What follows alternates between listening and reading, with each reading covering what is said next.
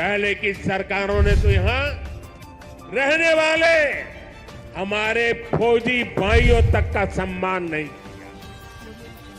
कांग्रेस सरकार 40 साल तक फौजियों से झूठे देती रही, झूठ बोलती रही कि 1 रैंक 1 पेंशन लाएगी, लेकिन 1 रैंक 1 पेंशन का फायदा भाजपा सरकार ने पूरा किया। ओआरओपी की वजह से यहां जम्मू के ही पूर्व सैनिकों को, फौजियों को 1600 करोड़ रुपए से ज्यादा मिले। जब संवेदनशील सरकार हो, जब आपकी भावनाएं समझने वाली सरकार हो, तो ऐसे ही तेज गति से काम करती है।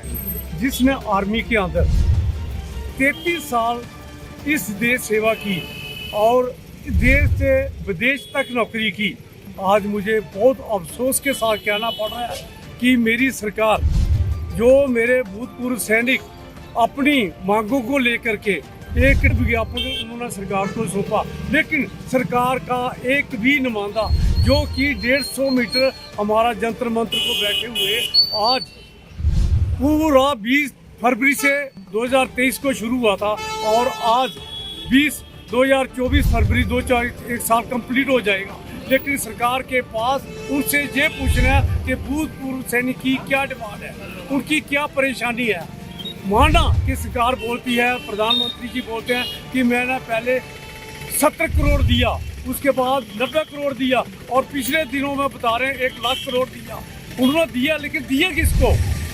जब ये सवाल आता है तो वो सरकार को कोई ऐसा जवाब देने को नहीं। ये MSP उनके लिए लागू हुई थी जो जेसीवार जवान 17 साल सर्विस करके आता है, उनको एक रिस्क लोन्स दिया था लड़ाई के आखिरी कदम तक। आज इन्होंने अफसर के साथ उनकी बात सुनते MNS को 10,800 देना दिया और अफसर ने 15,500 लिया और JCOR वही 5,200। ये कौन सा जिसको लागू है वो उसको मिला नहीं और जिसको नहीं था वो उनको दे दिया। मोदी सरकार कहती है कि सबका साथ, सबका विश्वास, सबका ये क्या है, ये हमें तो सब ऐसे लगता है ढोंग है ये। अगर आप अपने देश की सेना के लिए उनके भूतपूर्व सैनिकों को कुछ नहीं दे सकते तो मैं समझता हूँ आप किसी के लिए भी कुछ भी नहीं दे सकते। तो क्या लगता है आपको कि जो मोदी सरकार है वो कह रही है कि सबका साथ, सबका विकास, सैनिकों का जो पूर्व सैनिक हैं उनको विश्वास दिलाने में नहीं कामयाब? आप ग्राउंड में देख रहे हैं पिछले 1 साल से 20 फरवरी से लेकर के लगातार बिना किसी नागे के एक दिन भी हमने जाया नहीं किया जंतर मंत्र, दिल्ली के जंतर मंत्र के ऊपर हम अपना प्रोटेस्ट कर रहे हैं। किसके लिए?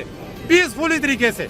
डेमोक्रेटिक की सेना अगर मजबूत नहीं होगी, जिस तरीके की इन्होंने अग्निवीर स्कीम ले आए हैं, ये मोदी सरकार जिस तरीके की अग्निवीर स्कीम ले आए हैं, ये आज नहीं आने वाला वक्त बताएगा इनको कि इस देश के लिए कितनी खतरनाक स्कीम है वो। कि गवर्नमेंट चाहे कितनी भी अपनी उपलब्धियां बताए, देश वही सुरक्षित है, देश की डेवलपमेंट तभी जो है वो हो सकती है अगर उस देश की सेना मजबूत है। अगर सेना के बीच में आप प्रैक्टिकल करना शुरू कर दोगे तो ये देश के लिए, उस पार्टी के लिए नहीं, इस देश के लिए बहुत खतरनाक होगा। और मैं आपके माध्यम से कहना चाहता हूँ कि हमारे वो सैनिक जिन्होंने 62 की लड़ाई लड़ी, 65 की लड़ाई लड़ी, देश में उन्होंने 2-2 लड़ाइयाँ लड़ी और वो उनको गवर्नमेंट ने बाय ऑर्डर रिजर्व भेज दिया और उनको रिजर्विस्ट को 1 पैसे का भी उन्होंने इस पे कमीशन में बेनिफिट नहीं दिया। और उससे भी शर्म की बात है, जितने भी हमारे जवान थे जिनकी 2-2, 3-3 साल सर्विस नहीं हुई थी और इस देश के लिए उन्होंने अपना बलिदान तक दे दिया, सुप्रीम सैक्रिफाइस जिसको हम बोलते हैं। अगर हमारे हक हकूक नहीं मिलेंगे तो हम उसके खिलाफ आवाज उठाएंगे। और हम ये सरकार को बताना चाहते हैं, जब तक OROP 2 में जितनी भी अनॉमलीज हैं, जितनी भी त्रुटियां हैं, जितनी भी विसंगतियां हैं, जब तक पूरी नहीं होगी, हम अपना ये जो प्रोटेस्ट है, हम अपना ये जो आंदोलन है, इसी तरीके से पीसफुली डेमोक्रेटिक तरीके से हम इसको बंद नहीं करेंगे। सर क्या